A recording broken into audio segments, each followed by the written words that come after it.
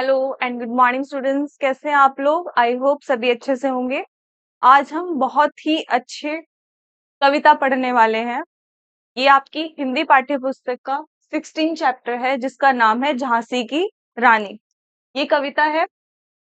आपको मैं इसकी थोड़ी स्टोरी बता देती हूँ। पहले आपको इसका थोड़ा सा इंट्रो दे देती हूँ कि इस कविता में आपको क्या मिलेगा। रानी लक्ष्मीबाई देश की महान वीरांगना थी। रानी लक्ष्मीबाई के बारे में आप सभी ने सुना होगा और टीवी में भी आपने इनके बारे में इनकी स्टोरी देखी होगी। तो ये एक महान वीरांगना थी, वीर थी और इन्होंने एक स्त्री होते हुए न केवल कुशलता पूर्वक अपने राज्य का संचालन किया, उसको चलाया।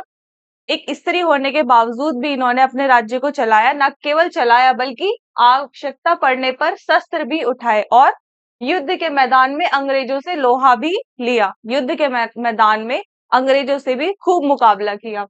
उनकी वीरता की प्रशंसा शत्रुओं ने भी की थी। उनकी वीरता की जो प्रशंसा है, बढ़ाई है, वो उनके शत्रुओं ने भी की थी। तो आप खुद ही समझ सकते हैं कि ये कितनी वीर थी। यह कविता उसी महान वीरांगना को समर्पित है। तो ये कविता किसकी है?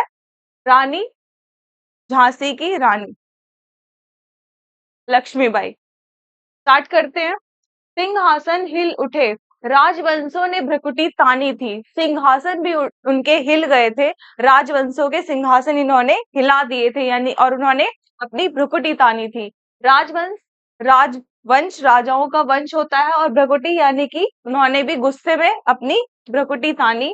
उनकी बातें सुनकर और बूढ़े भारत में भी आई फिर से नई जवानी थी, यानी कि जो भारत पिछड़ गया था, जो जिस भारत के जो लोग हैं वो बहुत ज्यादा दब चुके थे अंग्रेजों के प्रहार से, तो फिर से नई जवानी थी और रानी लक्ष्मीबाई की वीरता को देखकर उनमें भी एक नई जवानी आ गई, उनमें भी एक वीरता आ गई।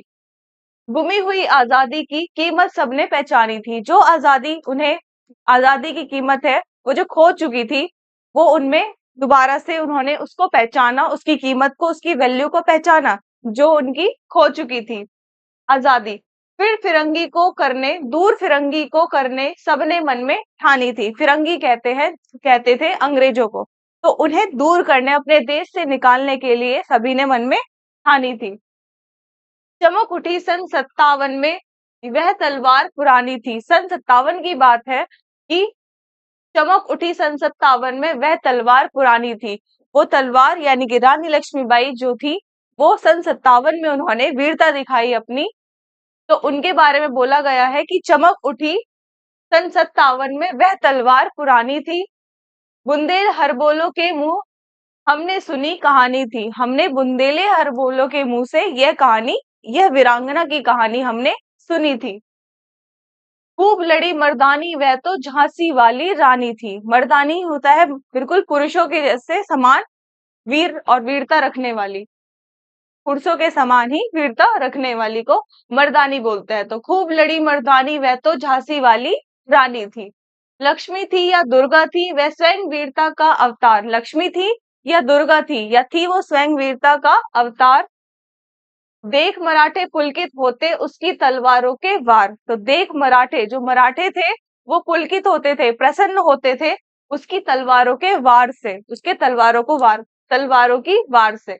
नकली युद्ध व्यू, नकली युद्ध व्यू की रचना और खेलना खूब शिकार। सैन्य घेरना दुर्ग तोड़ना, दुर्ग होता है किला, तो सैन्य तोड़ना, दुर्ग तोड़ना, ये थे उसके प्रिय खिलवाड़। तो ये क्या खेल खेलती थी? नकली युद्ध व्यू की रचना, इनका बचपन से ही था खेलने का कि नकली युद्ध का रचना करी इन्होंने और खूब शिकार खेले। और सैन्य घेरना, दुर्ग तोड़ना यानी कि किलों को तोड़ने का इनके बचपन से ही वीरता का प्रतीक इनमें दिखने लगा था। ये थे उसके प्रिय खिलवाड़। ये इनके फेवरेट गेम्स जैसे बच्चों के होते हैं, आप लोगों के भी होंगे, तो इनके फेवरेट गेम ये होते थे। वीर शिवाजी की गाथाएं, वीर शिवाजी की गाथाएं उसको याद जुबानी थी। उनको वीर शिवाजी की कथाएं भी रटी हुई थी, तो उन्हीं से इन्होंने प्रेरणा ली। और बुंदेले हरबोलों के मुंह हमने सुनी कहानी थी। खूब लड़ी मर्दानी, वह तो झांसी वाली रानी थी। तो ये हमने पढ़ी झांसी वाली रानी की कविता। इसे लिखा है सुभद्रा कुमारी चौहान ने। सुभद्रा कुमारी चौहान ने इस कविता को लिखा है। तो आई होप आपको बहुत अच्छी लगी होगी ये कविता, ये झांसी की रानी की कविता। तो हर लड़कियों को इन्हीं की तरह वीर और वीरता दिखानी चाहिए। Thank you.